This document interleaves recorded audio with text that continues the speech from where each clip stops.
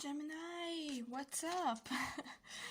I mean, you don't even know me yet, so it's a very stupid question to start with. But anyway, I'm here to read for you for October 2019. My deck is the Prisma Visions Tarot. You might not know this deck, but I think it's very popular out there too.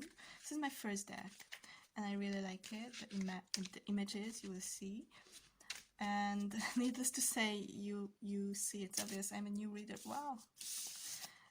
I put back these cards because I don't believe that I was not ready, you know.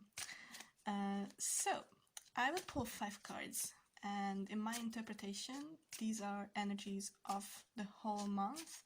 There might be a timeline, but not necessarily, and I will try to identify the major themes and the more like underlying energies this month for you, dear Gemini.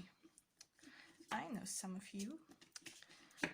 This is a very chill month, astrologically speaking, so a lot of focus on relationships, home, a lot of work still before the calendar year ends. I think most of the people are feeling that they need a breather, and October might be a breather, even if it's a very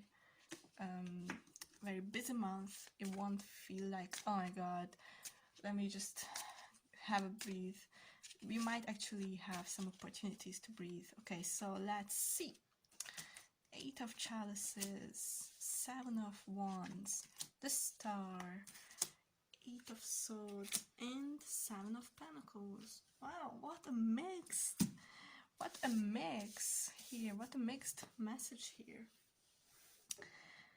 Alright, so I don't know where you're coming from, I don't know where you're going, but I have the feeling that you are in transition now. Now it might not be a huge transition, but just a little bit of, you know, an intermezzo of sorts.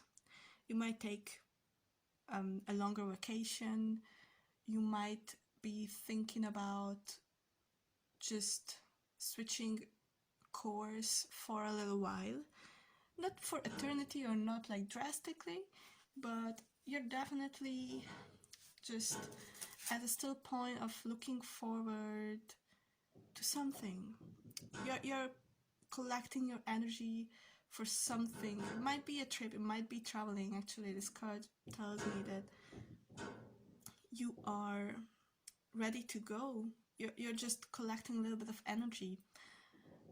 Just because it's cups, the 8 of cups, I'm not saying it's all about relationships, but it might be that you are recovering from something and you are just trying to recover from something, and you're essentially looking in front of you, looking ahead, looking in the future, but at least in the beginning of this month you're still very much just standing somewhere in the middle of something, in the middle of a gray area, and just looking into the future that's a bit clearer, that's a bit better, or just with a renewed energy going back to somewhere.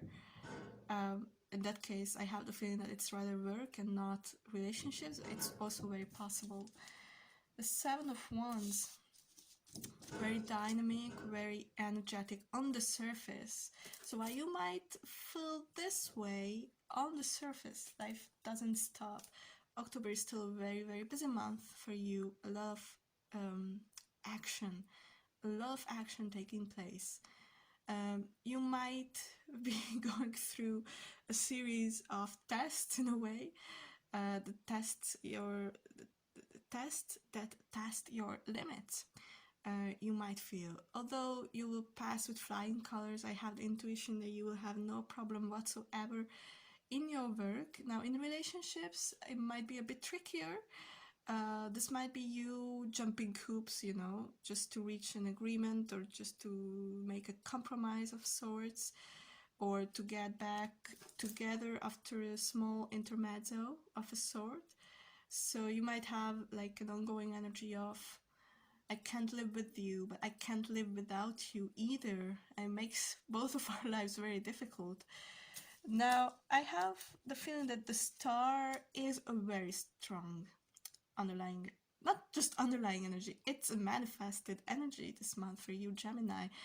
There's hope. This whole month is full of hope for you. Hope is on the corner of every street you go to. Hope is in every shop you go into. Hope is in your workplace, every desk or every customer you have to deal with. You know, it's all around you. You just have to embrace it. You just have to be hopeful yourself, because just because there is hope, if you don't feel it, you won't benefit out of it.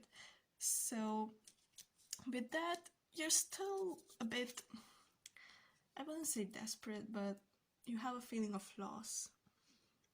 It's not necessarily an emotional loss.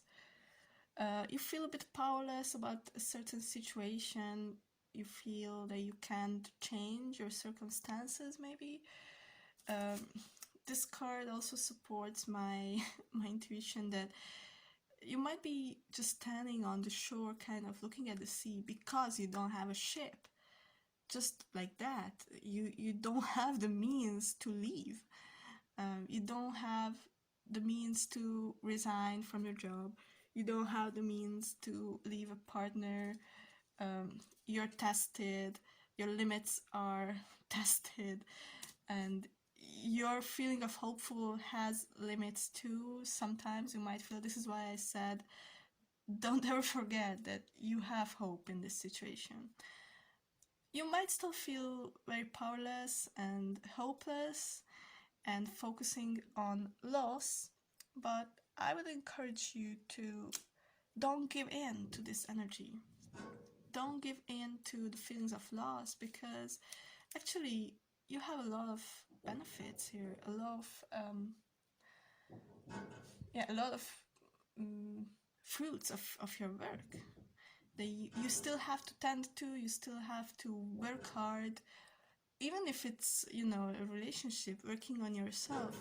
You still have to do a lot of things to reach a certain point, to be strong enough to leave a situation or to go back stronger.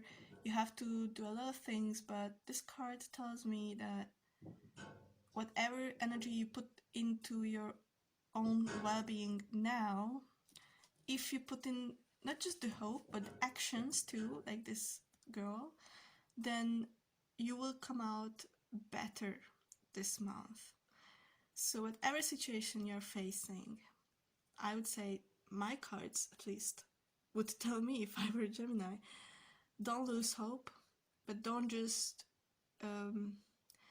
be a manic hopeful person. Don't just fake hope.